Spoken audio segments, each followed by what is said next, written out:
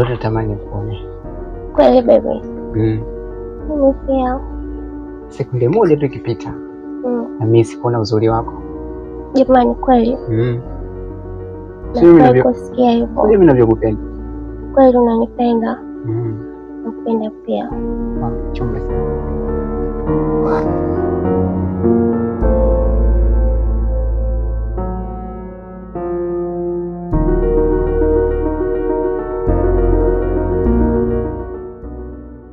Kama anavyojulikana kwamba mjumbe wawe, na mimi nimeagizwa na Bwana Suba, nadhani mnafahamu vizuri.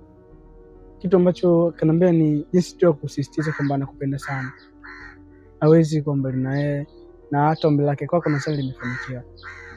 Kitu ambacho pia amenambia ukiwa na yeye hizi shida ndogo ndogo na kwa sio shida zako, yani 2000, 3000, 10,000, 20,000, hata ukiwa unaenda shule, unaenda shule una hela nzuri tu ya kula, unajua mambo yanabadilika.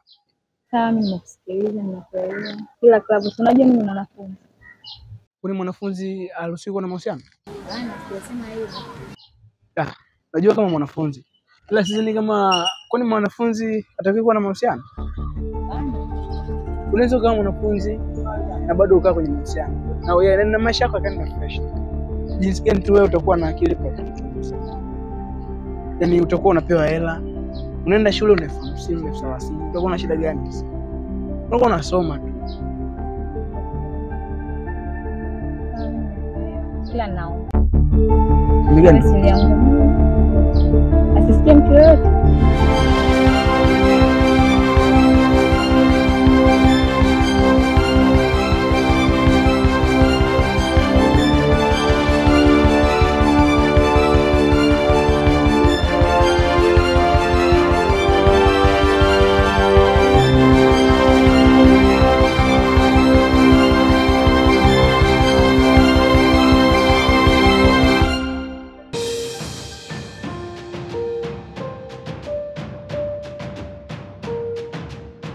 Yes, baby. Leo sijaenda kazini leo. Nipo kwa ajili yako. Nataka nikufurahishe leo. Serious? Yeah, I'm serious. Come.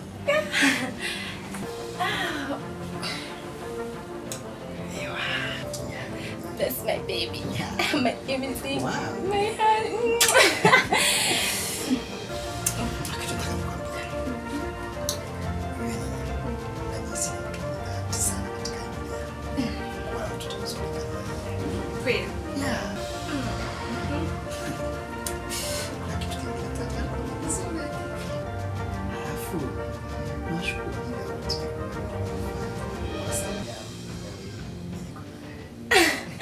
Chongo yako bwana.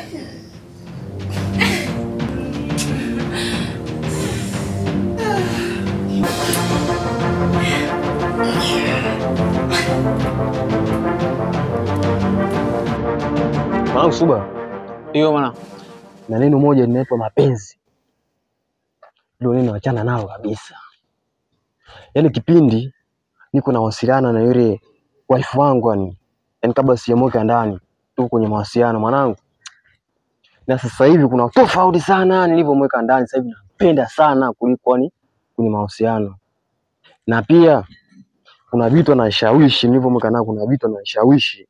Afu mimi nilikuwa nafikiria kichwani kwangu. Mwanangu, heshimu sana mwanamke uliyemuoa umemweka ndani. Heshimu sana. Unasikia mwanangu unachoshauriwa? Oya, ananishauri kitu gani?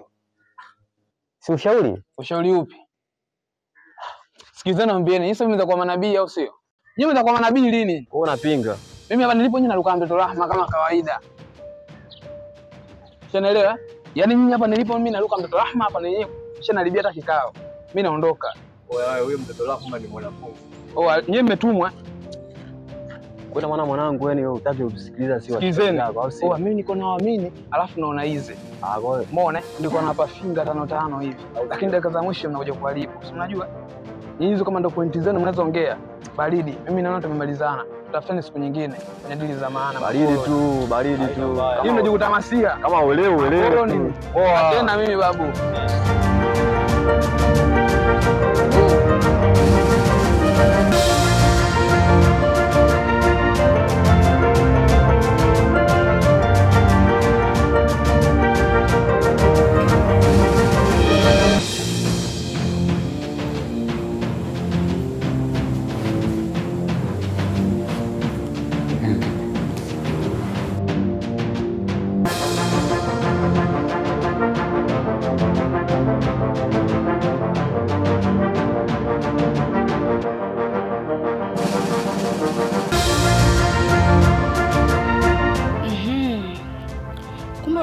sana mke wako kuliko mimi eh? Basi sawa. Subiri nitakukomesha.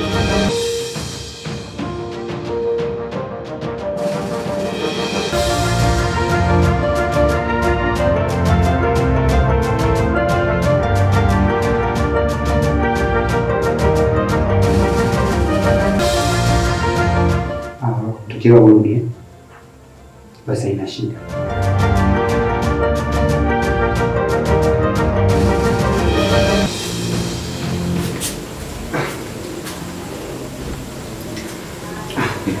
Wewe, mke wako unampenda sana. Mpenzi wangu. Wewe mwanamke wangu sio ndio unasemanisha mwanamke. Sawa, tutaona. Afadhali nimekuona Dareti. Hivi juzi nilikuwa napita hapa mtaani kwenu. Niliweza kumuona mdogo wako Klavo akiwa na ule mtoto Rahma. Wakiwa mahali wamesimama wanaongea. Sikujua walikuwa na mazungumzo gani. Ila nikaona vema nikwambie kwa sababu hapa mtaani kwetu kuna taarifa sio nzuri. Wazazi wake Rahma washaenda polisi na hapa alipo polisi wanawatafuta watu ambao wanatembea na yule mtu. Kwa hiyo mdogo wako akaingia kwenye mfumo. Nikaona si vyema kunyamaza, ni heri nikakwambia.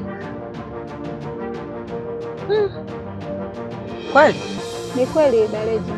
Natoka mbali mimi na singeweza kulinyamazia hili. Basi sawa, mimi nashukuru na nadhani nitalifuatilia na nitajua cha kufanya. Sawa, asante kwa kunielewa Dareji, na mimi nashukuru. Kwa hilo.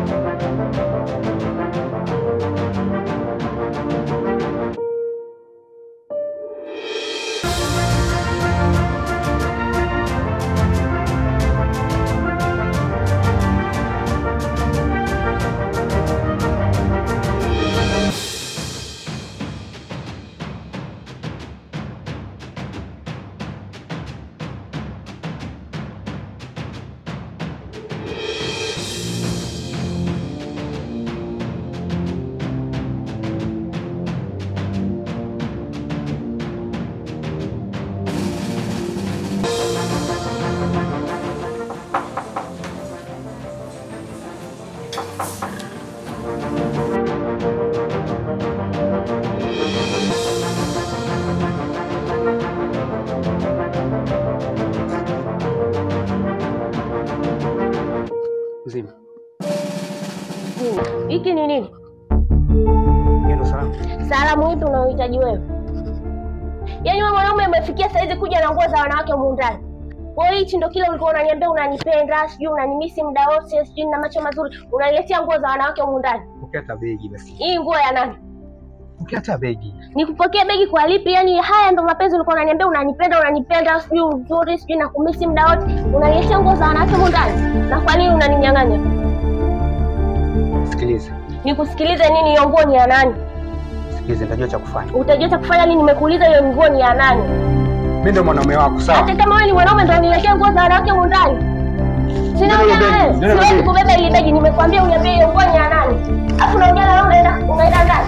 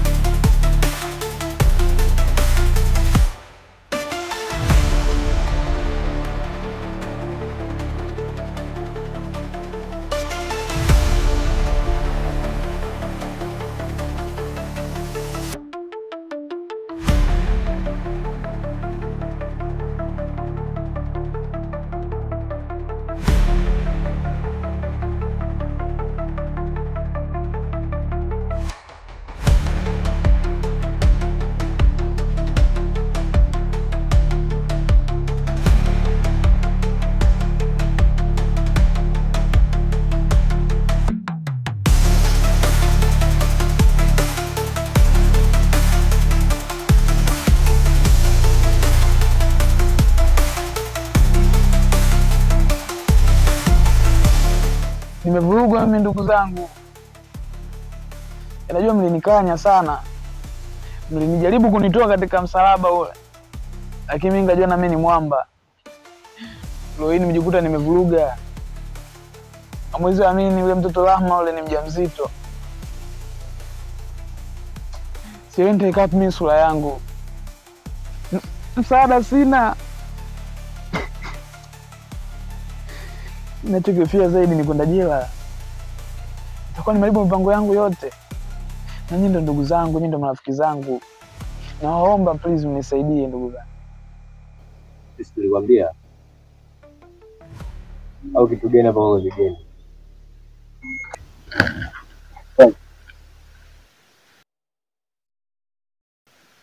Fresh. Nyuma.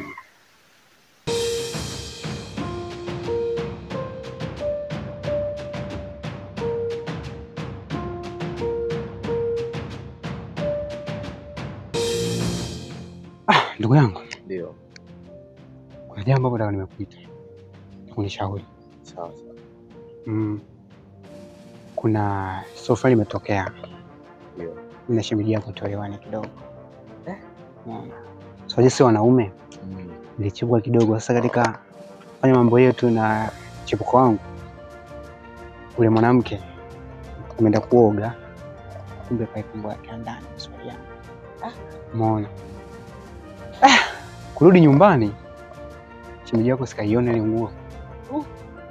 Haelewi hata kidogo. Kivumbi, hataki hata kuelewa. Anataka ajue nguo imetoka wapi. Sio nifanyaje hapo? Shauri wangu. Ndugu yangu. Hapo mahali ni pagumu sana. Lakini unatakiwa ugangamale kiume. Maana hili swala, hili soe ndo umelianzisha. Sasa cha kufanya. Kwa sababu mwenyewe unajua umekosea. Nimeomba msamaha? Nimeomba msamaha lakini haelewi. Haelewi hata kidogo. Sawa. Usichoke kumuomba msamaha. Na pia ukiwa unarudi nyumbani, jitahidi unarudi na zawadi. Sawa? Hata matunda, nguo. Yule ni mtoto wa kike. Wanawake mioyo yao ni nyepesi sana kusamehe. Tajitahidi lakini yule shemeji yako mtata. Sasa nitajitahidi. Nafanya hivyo. Nashukuru kwa ushauri wako. Sawa. Poa ndugu yangu, mimi nikuache.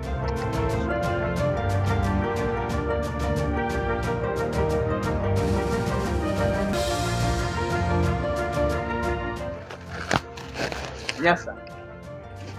Mbona ndoka ndugu yangu wakati mbona hujamaliza kufikiri? Jambo tunamaliza vipi? Sina muda wa kukaa hapo. Una? Sina muda wa kukaa kuongea na wewe kabisa, sina muda huo. Vipi mzee? Jamani, naomba mnisaidie. Hapa haja kusaidia. Ndio marafiki zangu. Siku tumekupa ushauri, ukatukataa, ukatutolea matusi, ukatuona sisi hatuna akili. Kwa hiyo leo hii maji imefika shingoni, unatuona kama sisi ndio wao wa muhimu kwako, unakuja kuomba msamaha. Yaani mimi sina muda wa kupoteza muda, yani kukaa hapo kuongea na wewe tena. Mimi naondoka. Mimi naondoka. Mimi naondoka. Kumbuka na mke wangu. Poa mwanangu.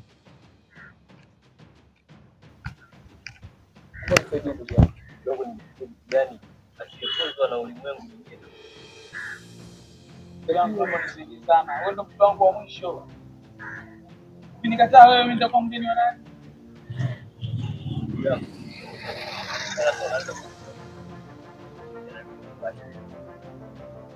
Hata wewe pia sasa unaondoka. Sina cha kukusaidia ndugu yangu. Nishamaliza. Hata nyinyi pia mnakosea ndugu zangu. Sawa, lakini wewe ambaye unataka kusaidia. Sio unakosea ndugu yangu. Viper. Kama kweli moja Mbona mimi nakula mwenyewe na pesa yangu jamani? Ndugu yangu, vipi? Kama kawa? Fresh mwanangu. Mambo yanaenda. Wakati vipi? Wanangu fresh. Uonekane? Mwanangu nilishaenda South mara moja. Maisha mazuri. Maisha mazuri. Shugani South mwanangu? Kuna harakati tu kule mwanangu. Unaelewa? Eti Yeah. Yaani madili. Ndugu yangu, nimekuita hapa. Nimepata wazo. kwenye jambo linaloshirikisha. Wazo gani? Ile nguo si unayo? Ipo. Tafuta mtu umwekee au unasemaje? Mwanangu sio poa. Mwanangu fresh, mimi mwenyewe nipo. Tupo na shemeji yako, nikuta salama kabisa, fresh. Salama. Hivi nilisikia fresh kuna. Iko vipi? Bado kidogo. Bado. Au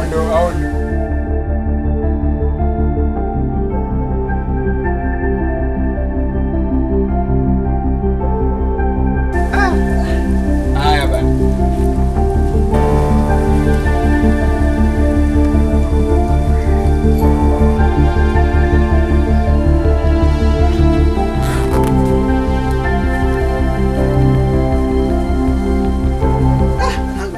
Jua inawaka.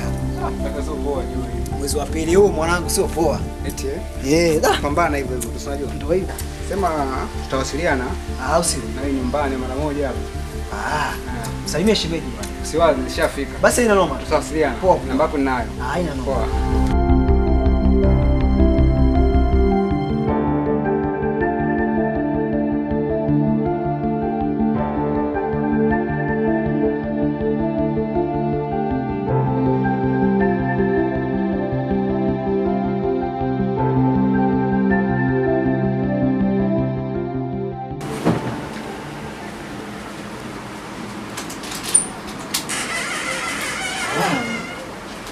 Karibu. Vipi? Safi. Mwanza. Salama. Umeshindaje? Salama tu. Sio wewe. Fresh. Habari za kazi? Fresh kabisa.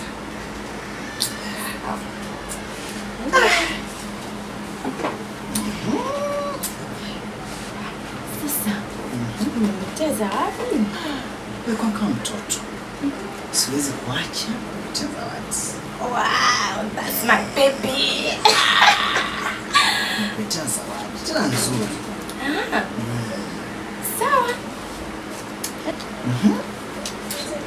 Sasa hapa jasho. Natoka kazini kule. Naomba kwanza. Sawa.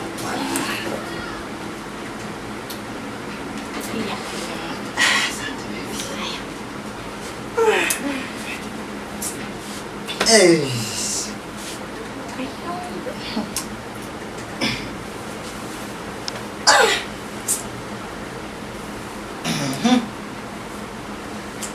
Sasa jamani, umefumisi. Usijali bwana nioge. Haya poa.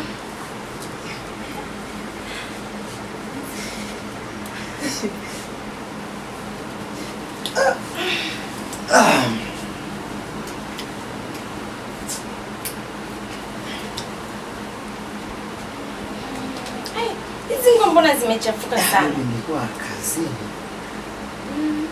Kazini kwa changamoto sana. Sawa. Jamani. Maji umeniwekea. Sijakaa baridi. Hapana mpenzi wangu. Sasa ngoja nimwagie chai. Sawa mpenzi.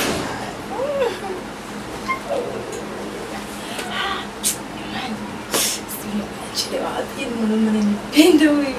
Bila. Sasa ngoja nifungue zawadi yangu.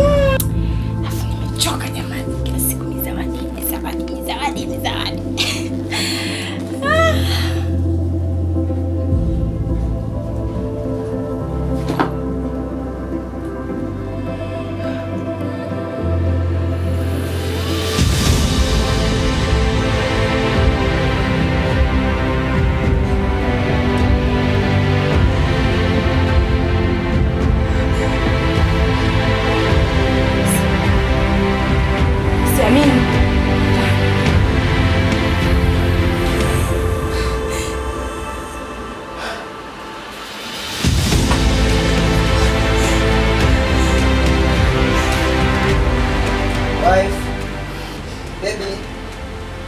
Baby.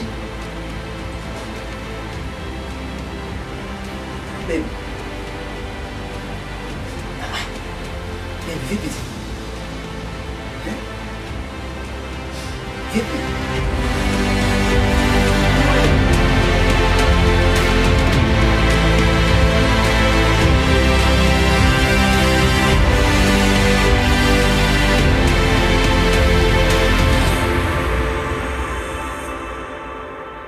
moyo uliokuwa na maumivu, hitaji sehemu tulivu. Lakini leo umeamua kuvunja moyo wangu tena kwa maumivu makali zaidi. Unanisaliti mume wangu? Nakusaliti? Nakusaliti kwa nini? Mimi naweza kukusaliti wewe? Mimi naweza kukusaliti wewe? Hata macho yako yanaonyesha kabisa kama umenisaliti. Ngoja. Unafanya nini kusema kusaliti? Kwani kuna nini? Mwasikuelewi.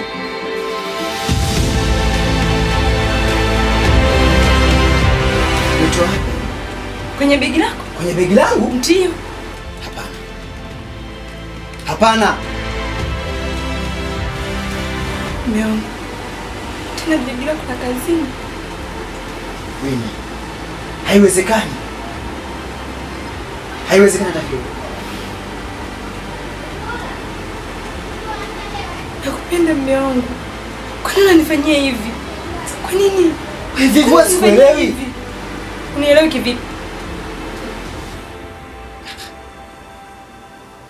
Ujue mimi sikuelewi kabisa. Hebu naomba hiyo nguo. Naomba hiyo nguo. Ndio zawadi yangu eh? Naomba hiyo nguo. Zawadi yako ni hapa. Ndio kuletea. Naomba hiyo nguo. Naomba. Mimi sijui hichi kitu kimetoka wapi. Lakini kwa sababu ni mimi mwanaume, nitafuatilia nitajua hichi kitu kimetoka wapi. Lakini sio wewe kuniambia mimi kitu hichi ndio kilikuwa kwenye begi langu. Mume wangu, nimekuta tena kwenye begi lako la kazini. Alafu unaniambia hujui. Uelewe, kwani hili begi ni la nani? Hivi vitu ni vya nani? Hivi vitu ni vya nani? Si vitu vya kazini. Sasa kwa nini unaniambia kwamba uelewe? Sijui sasa. Sasa kama sielewi mimi nikwambie nini? What kind of marriage like this? Oh no, oh my God. I can't believe. Mume wangu, mbona unanichanganya? Mimi sielewi. Mume wangu, wewe kunifanyia hivi. Nakupenda Nathan. Lakini leo Unaona shemeji, bora tu tulipokutana njia. Maana huyu mguu ulikuwa wako kabisa. Yaani tabia anazofanya mdogo wako, siamini kabisa shemeji. Yaani shemeji, yaani mdogo wako amebadilika. Zile tabia ambazo nilimkuta nazo mwanzo na za sasa hivi tofauti kabisa. Zimebadilika. Hebu fika kwenye point. Zimebadilika, yani kuna shida gani? Mdogo wako ananisaliti.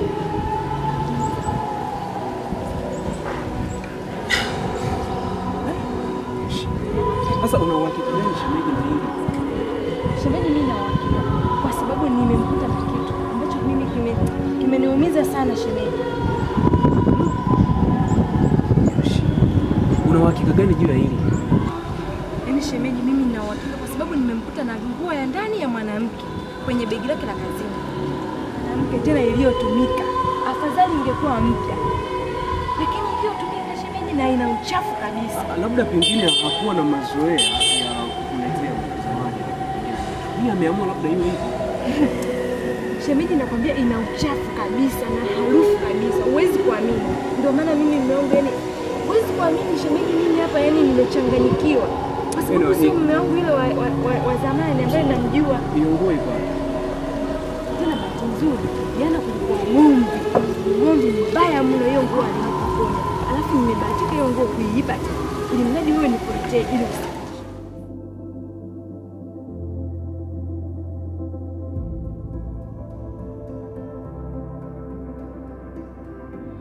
hiyo nguo ni mpya.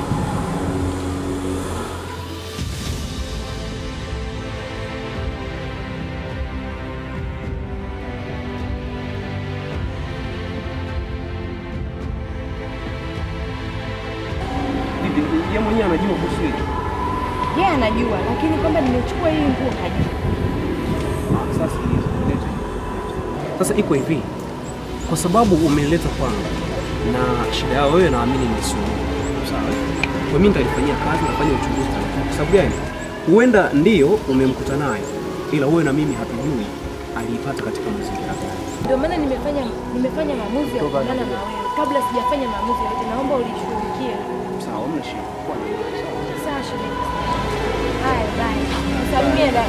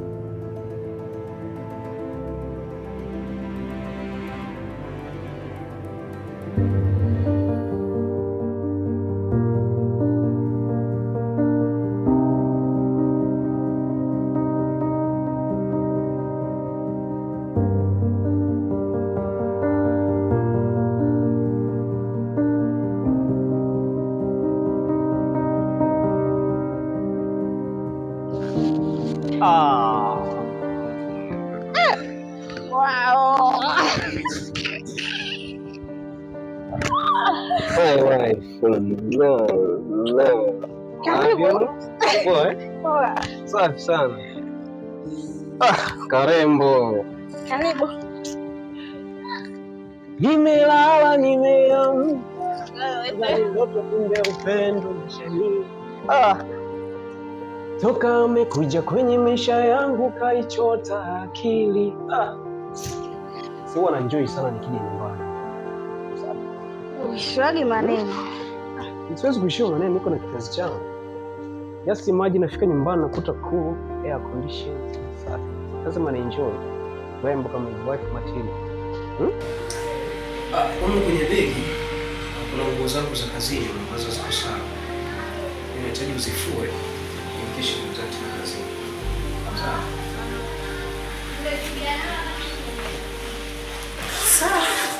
Sawa.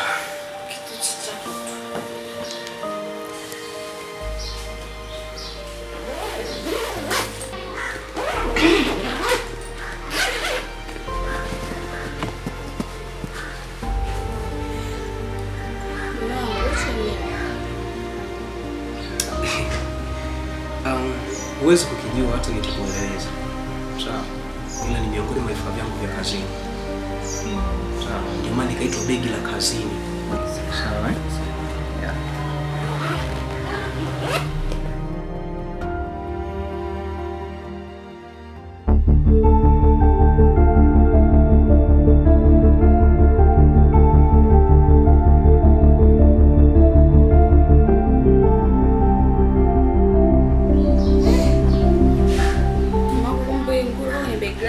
Nimeitafuta huko ndani sikuipata. Okay. Sasa leo ulichanganya vipi mpaka ukaiweka hapo ndani? Hapo kwenye begi. Unajua wakati za asubuhi kumwandaa mtu akaanza kachelewa kazini. Wife, take care. Kwenye tendo anaandaa vitu vya kazini usichanganye na vitu vingine. Sawa.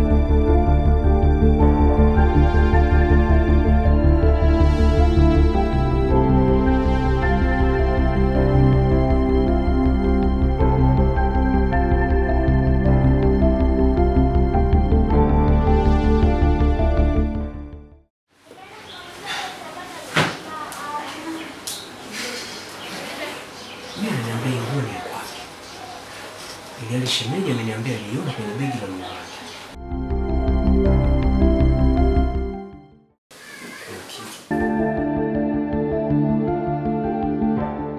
Wewe mwanaume. Romi. Hebu umekaa hapa na ninakuita uniitikii. Ngoja sikia niitika. Umeitika saa ngapi? Ile nguo ndani iko wapi?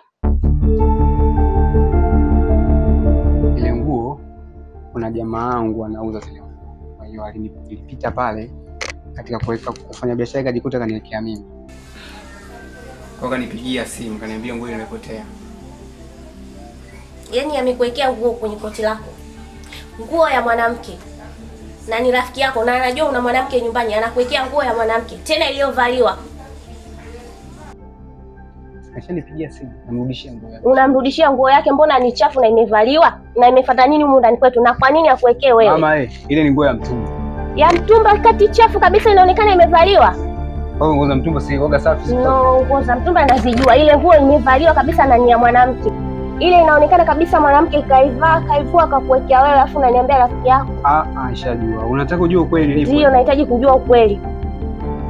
Sasa nisikilize. Naomba unifuate.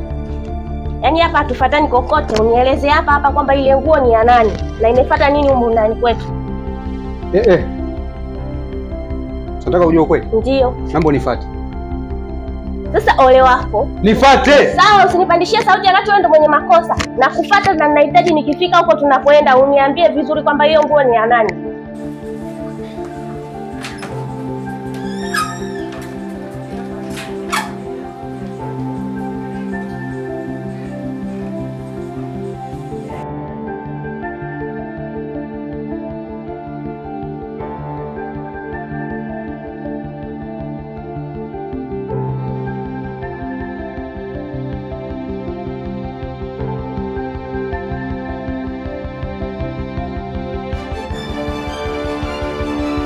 Kichwa kinaniuma, napata maumivu chini ya kitovu, najisikia kizunguzungu. Unasikia kizunguzungu, afu unasikia maumivu chini ya kitovu, sawa? Jana umekula nini? Nimekula vyakula tu vya kawaida. Kula vyakula vya kawaida. Mara mwisho kuna kiongea kwa nini? Mwezi na nusu sasa. Mwezi na nusu. Kwa hiyo mimi nakushauri hapo.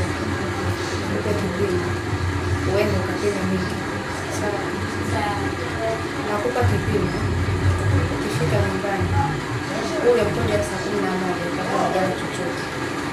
Chukua kikopo, kisafishe, usitie maji hata kidogo. Kojoe, afu ukimaliza uchukue kile kipimo, uweke mlo. Ukitoa, ukiona alama nyekundu mstari mmoja, una mimba. Mistari miwili ikinyooka una mimba. Sawa. Sawa. Kipimo shilingi ngapi? 1000 kidogo.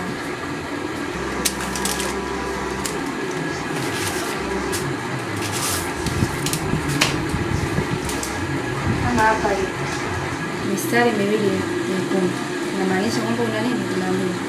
Ukiona kama mstari mmoja kama huu hapa, hauna mimba. Sawa.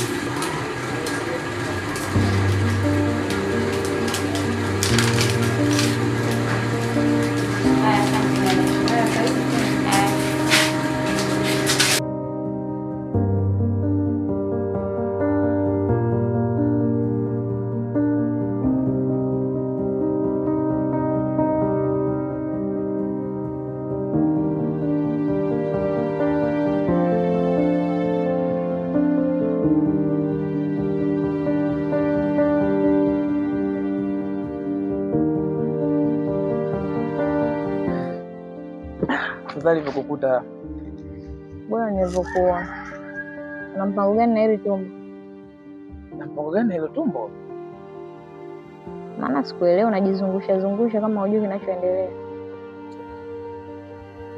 Hivi Rahma, hivi umekuwa ni mtoto mdogo? Usichokitambua ni kitu gani? Hivi hujui kama wewe ni mwanafunzi na mimi ni raia wa kawaida? Isitoshe mimi na familia na mke wangu hapa ilipo sasa hivi ninapokuambia amesafiri. Rahma, nimekuja hapa kwako. Tumetafuta sehemu kuja tuongee, tuyamalize. Mimi na wewe. Sijui umenielewa? Nijibu basi Rahma. Rahisi tu. Tunafanyaje? Sasa Rahma, mbona mwenzangu nipo ushirikiano Rahma? Nataka bado watu wawili waweka tumalize hili jambo. Ndio katika njia iliyonyooka. Kabla hii hali ijawa kubwa, ilianza kufahamika, likifika kwa familia yako itakuwa ni hatari. Au wazazi wako wanajua tayari? Hakuna anayejua kama mimi ni mjamzito. Nashukuru. Basi kabla hawajajua kama wewe ni mjamzito, sijui nifanyaje Rahma. Tufanye mpango tukaitoe. Unasemaje? Usitokelee kitu gani? Tukatoe mimba? Ndio. Rahma, wewe kweli una akili wewe? Hivi unaniambia mimi tutoe mimba? Hivi kujionea huruma maisha yako hapo ulipo tu ni adhabu tosha kwangu mimi. Unanyonyesha mimi na nyanya tu, sielewi inaenda wapi na kaa wapi. Muda wote nazunguka toka mwandazimu Rahma. Miaka 30 jela. Sawa. Sio utafanya boshe.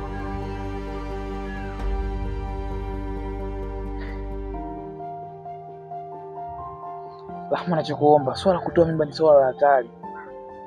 Ila nachokuombea uende salama na urudi salama. Sawa? Sawa.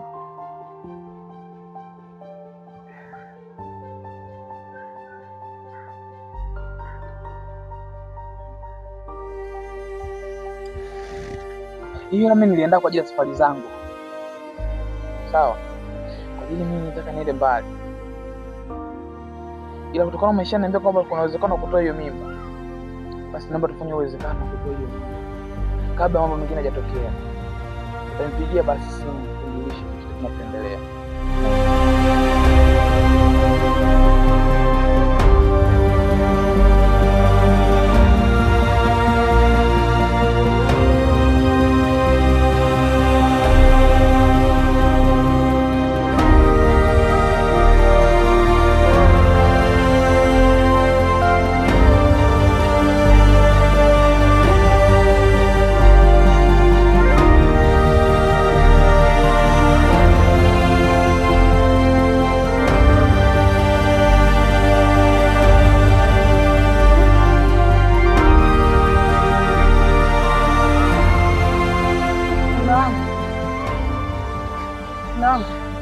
Vipi, mbona unawaza sana? Una shida gani?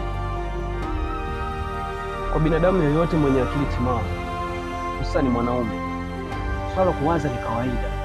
Inawezekana ikawa ni siku mbaya, kwa sababu hata majira ya mwaka pia huwa yanatofautiana. Kwa hiyo ni kawaida nadhani. Sawa, yani unanichanganya. Yani sijakuzoea hivyo. Yani umerudi umefikia nje afu una mastress. Nielewesha ni nini kimetokea? Ulize swali. Unajua thamani ya nguo ndani? Najua. Sasa ilikuwaje ukajichanganya ukaiweka ile nguo kwenye begi langu nilifanya kazi?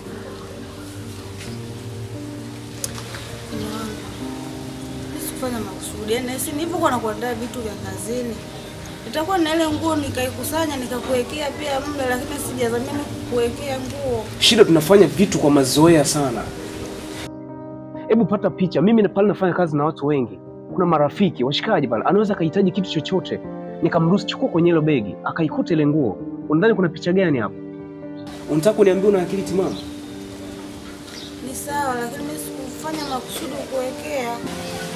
Na wakati nakuchukua nilijua kabisa una akili timamu.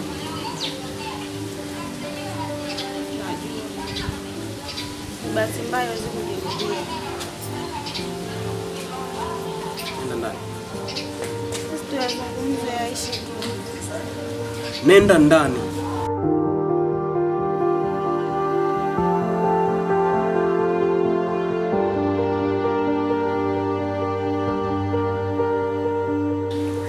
Dada, mimi nimekuja hapa. Nataka unishauri kuhusu ndoa yangu. Mimi kuna bwana nilikuwa na date naye. Lakini yule bwana ile siku mbele nimekutana naye. Alipigia simu na mke wake. Alipopigia simu na mke wake mimi ile kitu sijapenda. Nikachukua nguo yangu ya ndani. Nikamwekea kwenye suruali yake. Sasa kinachonishangaza, mume wangu pia nimemkana ile nguo. Ugomvi ukaanzia hapo. Yaani umo ndani dada. Hapa haitoshi. Yaani ugomvi. Yaani kila ninapojitahidi kuongea haelewi. Yaani ninajitetea lakini hanielewi. Wengi kasema ngoja niende kwa dada kidogo anipe ushauri. Nifanye nini kwenye ndoa yangu ili mangu aweze kunielewa. Hii nalo ni changamoto na ni tatizo. Na ni tatizo kubwa kabisa. Yaani dada, unakuwaje na wivu na mume wa mtu? na wakati na wewe ni mke wa mtu? Kwani unakuwa hivyo? Halafu kitu cha pili ambacho umenishangaza, yule bwana na urafiki na mume wako. Sasa mimi cha kukushauri kisaikolojia, tuliza akili. Tuliza akili kabisa. Na ninajua sasa hivi mume wako atakuwa na hasira. Na ninajua jinsi atakavyolisoma yeye mwenyewe. Wewe tuliza akili, usiwe na papala. Si unanielewa? Na cha pili, ili kesi kama itakuwa imeisha, tulia na ndoa yako. Acha papala dada. Sawa, nakuelewa. Kumbuka mwanaume anakuhangaikia na tafuta anafanya hivi na hivi kwa ajili yako. Na wewe pia bado unaenda kule nje kumchiti, si ndio? Tulia. Relax, si ndio?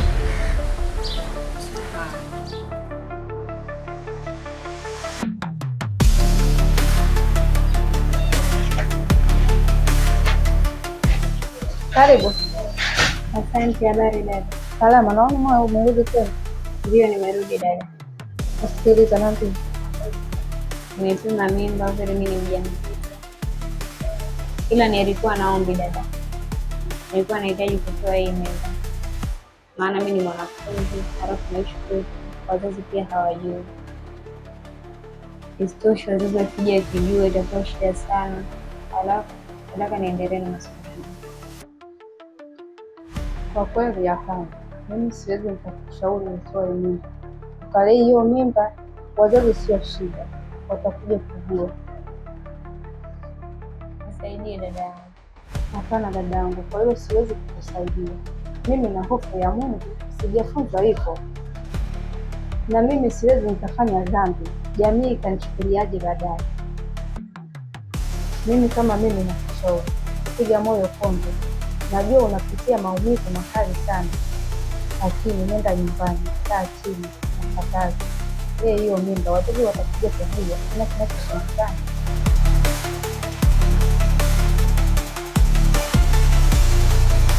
Sawa dada yangu. Vizuri sana.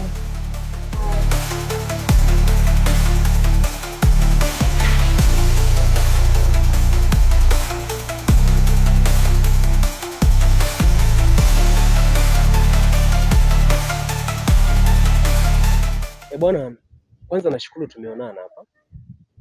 Ila kuna jambo nahitaji nikueleze kwa uchache sana. Mkeo ambaye ni shemeji yangu ameletea malalamiko ambaye kwangu mimi nimeona kama ni kesi ya ndoa. Kitu ambacho ananieleza ni kwamba tabia alizokukuta nazo wakati unamuoa sio zile. Zimebadilika sana. Wewe jamaa unamchiti sana yule mwanamke. Namchiti? Yeah, na hiyo mbaya zaidi umekuwa ukimuonyesha hadharani, yani ni live. Ni kama vile umeshavunja heshima yako namna moja ama nyingine. Kiasi ambacho hata yeye kimemshtua. Kwa nini tabia hiyo? Nataka nijue kuhusu wewe. Kuna shida gani? Kaka, najua unanijua vizuri mimi. Siko hivyo kama unavyofikiria. Siwezi kumchiti mke wangu. Mke wangu ni mtu ambaye nampenda sana.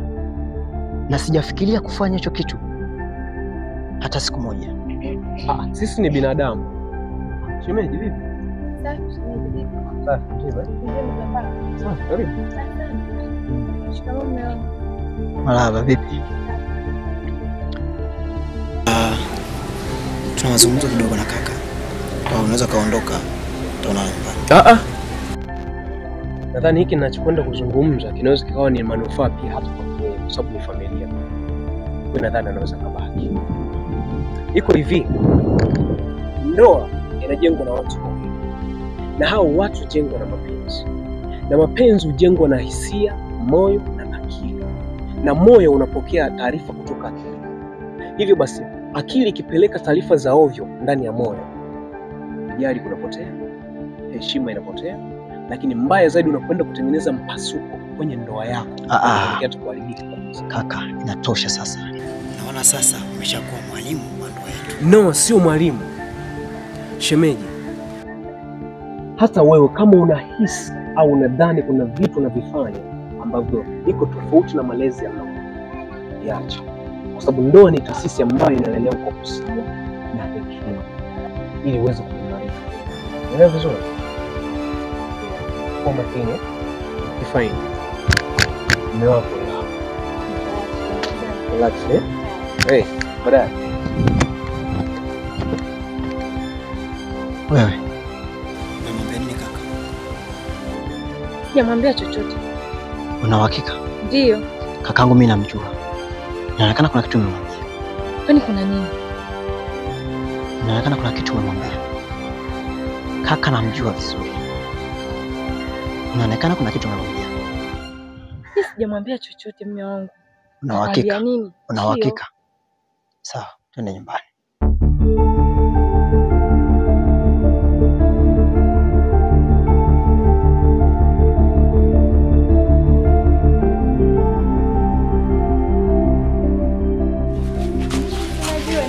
Kaja mjomba kule sio, ila sasa kuna jambo nitaka nikushirikishe tukiwa hapa ndani, lakini kwa sio kweli, ila nataka nikwambie. Uliniambia ile nguo uliona kwenye begi la mumeo. Ndio, tuna begi yake ya kazini. Kuna kitu hakipo sawa. Vipi, ushapata majibu? No, sijapata majibu bado, lakini mwelekeo wake unaonyesha kuna karibu.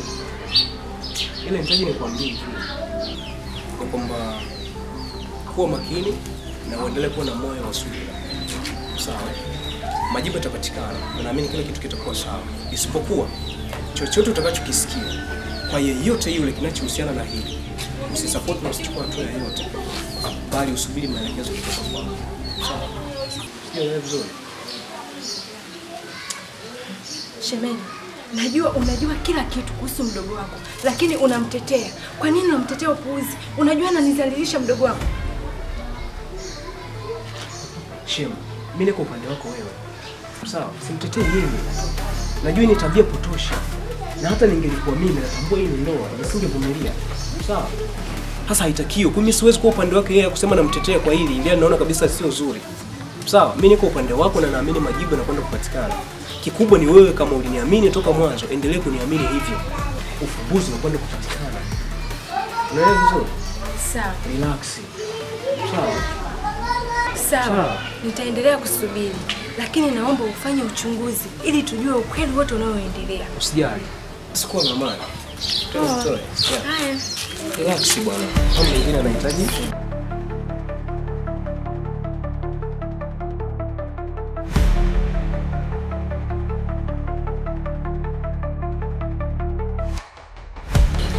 Rehema, umefanya nini? Kuhusu nini? Najifanya ujue. Sijui. Yaani tunafanya yetu, ukachukua nguo yako ya ndani, kwa kwenye swali yangu. Kwa nataka ndo wangu yaribike. Haya, kama mke wangu kaiona. Nikishanuka. Kwa hiyo vile mke wangu kaiona, kaona haitoshi, unaona uchukue ile nguo, umwekee mume wangu aje nayo nyumbani, si ndio? Mke mume wako? Alafu mume wako hujasikia. Sijamwekea mume wako. Kaitoa wapi? Inawezekana zinafanana. Zinafanana hivi na kati ni nguo ni ya kwangu ile nina uhakika. Fanya sikiliza. Kama unafika ni mwenyewe. Chukua nguo ichome. Tukichoma ndo suluhisho. Kwa sababu atakuwa ioni tena. Mambo yataisha. Sawa, nitajaribu. Fanya hivyo, sawa? Sawa. Mume wangu, kwa sasa hivi una shida gani? Mbona umebadilika sana? Maana sijakuzoea hivyo. Na ukirudi kazini unifurahii. Ukirudi maana unanipokeaga vizuri, unaniwao. Tukitenga chakula pale tunakula, unanilisha. Asubuhi penyewe hata ukiwa unaenda kazini, yaani unaondoka uniage kama unavyoniagaga. Yaani kuna mabadiliko hata sijajua ni shida nini. Wife. wewe ni mke wangu, si ndio? Kwa sababu tumeshazoeana, lazima hisia ziwepo. Saikolojia ya mtu aliye kwenye mahusiano ni lazima ihisi kitu. Kama vile wewe unavyohisi kitu kwangu, ndivyo mimi ninavyohisi kwako. Na kama nilikuwa na hiari ya kukueleza, basi itakuwa ni lazima kukueleza kwa sababu umeniuliza. Ila hebu nikuulize kwanza wewe, wife, unanicheat siku hizi?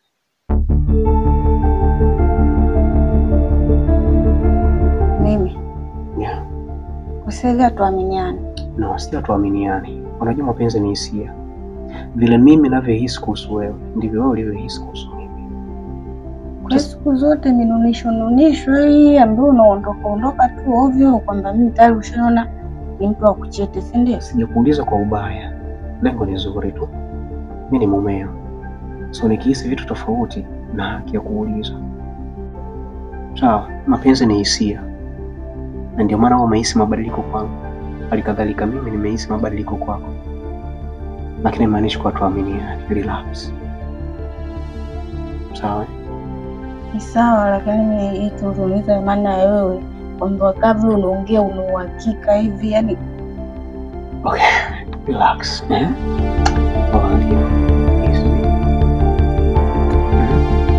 Enjoy my life.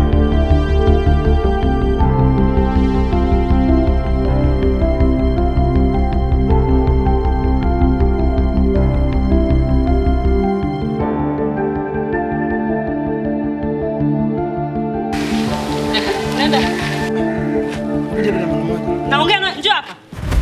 Mara moja dada nakuja. Naongea na wewe, njoo hapa. Mbona unafanya mambo ya kipuuzi? Mbona niaibisha kule mtaani wewe? Nimefanyaje dada? Maana unanipa lawama afu mimi sijui nimefanyaje. Au unajui umefanya nini? Nimefanyaje dada? Mbona unafanya mambo ya kijinga kule mtaani wewe unaniaibisha bwana? Sasa mimi nimefanya nini bwana? Unatokea tu kunifuatia nimefanya nini mimi? Unajua umefanya nini wewe? Ndio sijui. Yule kijana alikuwa anakutuma wapi yule? Yule kijana alikuwa anakutuma nini kwa yule dada? Kile kibinti kile kinachosoma kile. Magana unamzungumzia. Sasa alikuwa anakutuma kwa binti yule, si binti wa mzee nani yule? Hakuna kijana ambaye alikuwa anatuma simu yote dada. Kumbe hujui. Hakuna chochote ambacho kilikuwa kinatokea upande wangu mimi. Una uhakika? Ndio. Sasa kwa taarifa yako yule binti ana mimba. Ana mimba? Unaifanya hujui, si ndio? Sasa sikiliza. Hiyo mimba ikijulikana polisi miaka 30 jela. Labda kama unijui mimi dada yako na sitokopesha sheria na nitainyoosha. Siwezi kupindisha sheria, unanielewa? Na nitakunyoosha. Dada, sikiliza. Dada, sasa mimba yake yule binti na mimi tunahusianaje sasa? Wewe si unakuwa unatimwa kule kwa yule binti. Sasa subiri. Na nitakunyoosha. Dada, nisaidie. Sikia, kweli nilikuwa nimefanya. Wewe si una tamaa? Yaani pesa zote ninazokupa bado una tamaa, unapewa na hela na yule kijana, si ndio? Dada, ni bahati mbaya na ilishatokea, sasa nafanyaje? Ni bahati mbaya tu, mwenyewe sikujua kama litakuja kutokea hiki. Dada, sikiliza nisaidie dada. Miaka 30 jela unajua. Shetani pale nipitie dada. Siwezi kusamehe kwa hiyo. Dada, nisamehe, dada nisamehe. Dada, mimi nikauzea jela kweli. Sikujua kama litatokea hili, ni shetani tu amenipitia dada. Nisamehe dada, pili naomba nisamehe kweli. Nisaidie dada. Kwa nini unakuwa na tamaa lakini? Kwa nini unakuwa na tamaa? Kwa nini unakuwa na tamaa? Dada, ni bahati mbaya tu, mwenyewe sikutegemea kama litatokea hili. Nisaidie tu, sasa nimeshinda lishatokea nitafanyaje? Nisamehe dada, na kwa hidi sitorudia tena kitu kama hicho. Sitofanya mambo ya kipuuzi tena, nisaidie dada yangu. Mdogo wangu una tamaa sana wewe. Nisaidie bwana. Nisaidie dada. Please nakuomba nisaidie. Nisamehe dada, sawa? Nisaidie. Sawa, nitakusaidia. Na kwa hidi sitorudia tena. Kweli tena. Rudi ndani. Niko nataka mara moja lakini. Rudi ndani. Hivi unanielewa? Nenda kwa maikia bado unanisumbua sumbua. Asubuhi kagengeni wenzangu. Yaani tena ndio nimetoka kuchukua mazagazaga ndugu yangu nikampikia shemeji yako. Kwa hiyo hata kunipigia simu shoga yangu njoo tudambwe duvata visoda huko vidudu yani vile visoto. Jana tumevunja vikoba ndugu yangu. Pesa kama zote. Sasa. Samahani dada. Haya. Naona umeshakuwa mke mwenza sasa, si ndio? Ukaona kaka mtu hatoshi, ukaamua kuingia kwa mdogo wa mtu sasa. Ina maana wewe mzuri sana au? Yaani wewe unajifanya kama wewe yani taarifa zako ninazo hapa. Sawa? Taarifa zako ninazo. Sasa sikiliza nikwambie. Nitadili na wewe na nitazidi kudili na wewe. Tena ukiniona nione kama kituo cha polisi. Ushanielewa? Siku nyingine nikija kuongea, sitokuwa mpole hivi. Dawa yako inashemka. Tena utaumbuka. Sasa wewe jichanganye, utaumbuka. Jichanganye mama. Hebu sikiliza kwanza wewe. Kwani wewe ndio uliyesema anatoka na bwanako? Si ndio huyo? Sasa kwa uzuri gani alionao kutoka na bwanako? Yaani wewe kupiga kelele kote kukuniambia shoga yangu njoo huko. Wewe ndio anatoka na bwanako? Kwa kipi yani wewe dada na ulivyokuwa mfupi kanukta balo ya mchumba kwenda kutembea na shemeji yako? Ulijisikiaje kwanza? Si bora mfupi kama nukta balo ya mchumba, kafupi kama mtungi wa gesi alafu kanajifanya kapole. Wewe unajua na mpole si ndio? Haya. Sasa ukiniona mimi nione kama kituo cha polisi. Awamu inayofuata sitoongea hivi, sitokuwa mpole hivi. Sawa? Tena sio kituo cha polisi, tumuone kama baba mkwe wako ipo bafuni anaoga. Si unaelewa? Tunaongea na wewe. Hema sana. Na kuongea unajua. Una uhakika gani kama mimi natoka na mmeo? Una uhakika gani? Unasuluhisha kwamba mimi nimetoka na mmeo? Kaa na mmeo muulize vizuri. Sawa, upate uhakika kwamba mimi natoka na mmeo. Umenielewa mpaka hapa? Asikonge simamisha hapa uwe na uthibitisho. Umenielewa?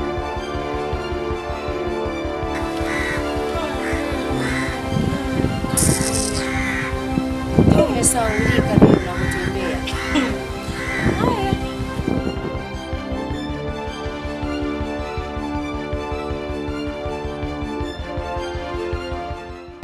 Ni ndugu zangu.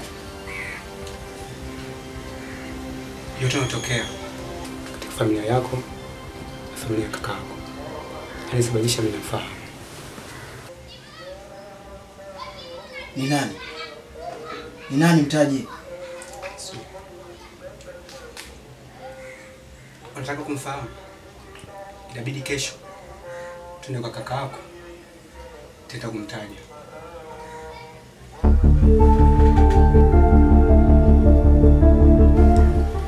Navyokuambia sasa hivi hapa. Katika familia yangu sasa hivi hatuelewani na mke wangu. Tulikuwa tunakuja wote huko. Lakini hajafika. Inabidi nirudi mimi. Nikaweke sawa ili kesho tukutane kwa kaka yako. Sawa. Tukutane kesho. Poa. Shemeji kweli? Haya, bye. Rafa. Ifike wakati mambo mengine tuyazungumze na tuyapitie suluhu. Shemeji yako nieleze kila kitu. Lakini nahitaji uthibitisho kutoka kwako. Kuna nini kinaendelea kati yako na shemeji yako? Kaka, nataka nikwambie nini tena? Mimi na wewe tulishaongea tukamaliza. Hafisitoshe, hata mimi pia nyumbani na mke wangu tafurani lipo. Sasa hivi ndoa yetu imeingia katika dimbwi ambalo mimi mwenyewe sielewi. Ndoa imeingia na giza. Hatuelewi chochote kinachoendelea. Rafiki zangu, ni kama ndugu zangu. Kwa yote yanayotokea, mimi ndio chanzo.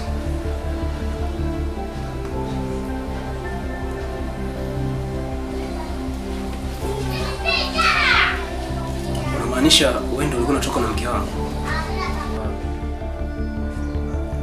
Mjibu. Hapana, ndio maana nikaja tuyazungumze ile yaisha. Tuyazungumze nini? Mbona simplify? Wife. Umeona unidhalilishe kwa mfumo, si ndio? Rafiki yangu kabisa na unamjua vizuri. Ukuona wengine? Romi, wewe sisi ni ndugu sasa. Ina maana ungekujui kama mimi wewe unampa thamani kubwa sana. Blaza, ndio maana nikaja ili tukae chini tuyamalize. Tuyamalize? Ha! Wewe unarahisisha tu yaisha. Hivi unataka kuniambia ujui uchungu wa ndoa? Romi, yaisha kirahisi. Romi, ingekuwa ni wewe, ungejisikiaje? Kama unachukulia kawaida mambo ya ndoa. Wewe una mkeo, unataka kuniambia uone uchungu wa ndoa? Nathan, unamwelewa? Afu nakuja Simba nataka tuyajenge. Romi, tuyajenge Simba. Nathan, niache. Basi. Nitakutafuta mshenzi wewe. Unakuja kumchafulia ndoa mimi. Unafikiri gharama naweka hapa ya kitoto?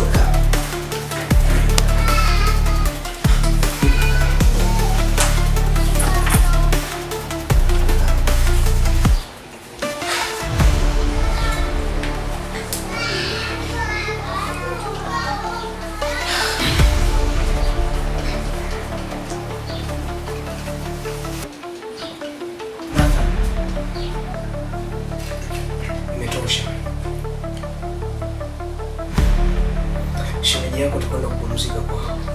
No. Hapana. Kaka, hilo haliwezekani. Sio rahisi kiasi hicho. Hii ni ndoa. Sio kikundi cha watu. Sio jambo jepesi kama unavyofikiria. Unakwenda kwenu kupumzika. Kaka. Ndio nini? Unakwenda kwenu kupumzika. Unasikia vizuri? Unasikia vizuri? Toka!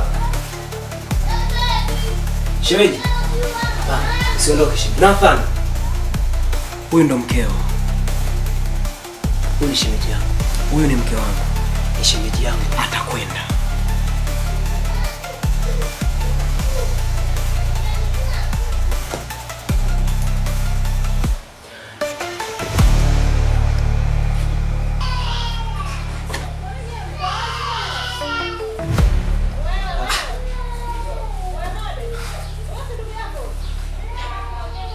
Nathan, endeni nyumbani.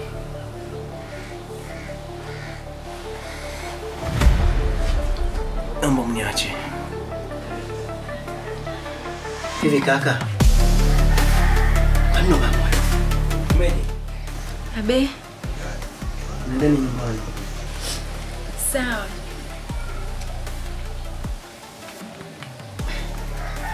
Sawa. Sisi tunaondoka. Shemeji, baadaye.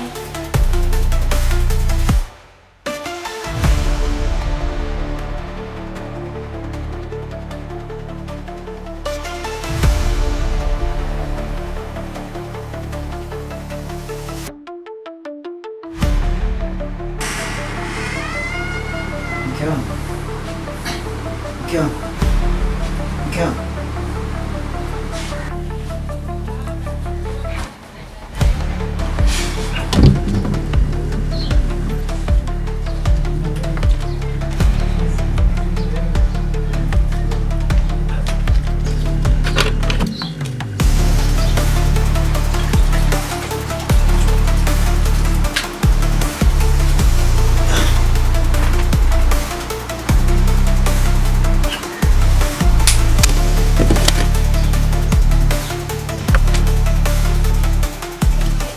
Mke wangu. Winifrida. Kwani vipi? Kwani hujui? Jana si tumetoka kwa brother, tumeongea yote, tumemaliza. Na umejua kabisa kwamba leo sababu yote ni rafiki yangu. Mume wangu Nathan, hii ni ndoa kuwa makini na hao marafiki zako. Kama leo limetokea hili ndogo, kumbuka siku nyingine inaweza likatokea kubwa zaidi na likaathiri ndoa yetu. Sawa. Utakuwa makini. Naomba nisamehe katika hili. Sawa.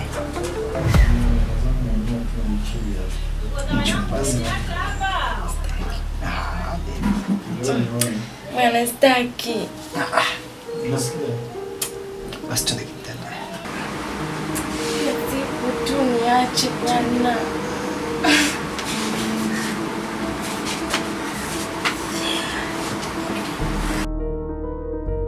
Bwana dada, mimi nimekuja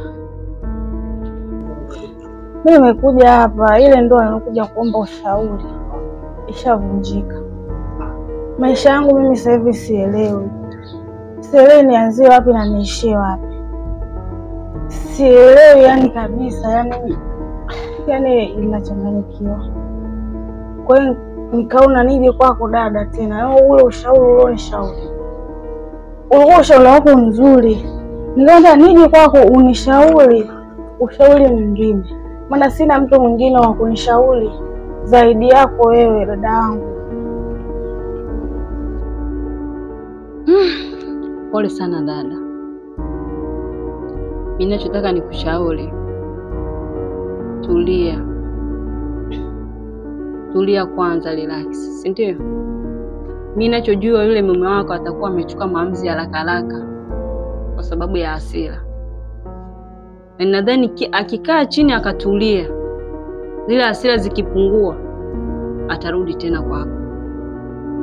Wewe tulia, relax. Najua kila kitu kitakuwa sawa na ndoa yenu itakuwa vizuri sana na mtarudiana vizuri sana bila tatizo lolote. Kweli dada? Kweli kabisa yani. Rehema, anachokisema hapo Regina ni sahihi kabisa. Kwa sababu hiyo changamoto ya ndoa sio ya kwako peke yako. Hata mimi pia imenikuta. Tena ni heri ya wewe uliyekutwa na nguo ya ndani. Mimi ndo nilikutwa ndani mwangu kabisa. Kwa hiyo kwa kupitia ushauri aliyekupa Regina ni sahihi kabisa. Kuwa na hekima, omba sana. Zingatia maneno aliyosema Regina kusaidia katika ndoa yako.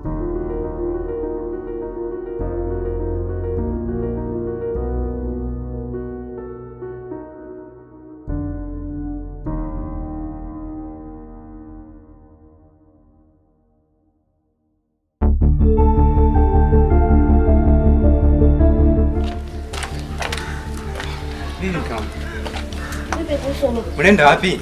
Naondoka. Siku tuzungumze Aisha. Uzungumze na nani? Siwezi kuishi na bwana. Achana na mimi. Siwezi kukaa na malaya kama wewe.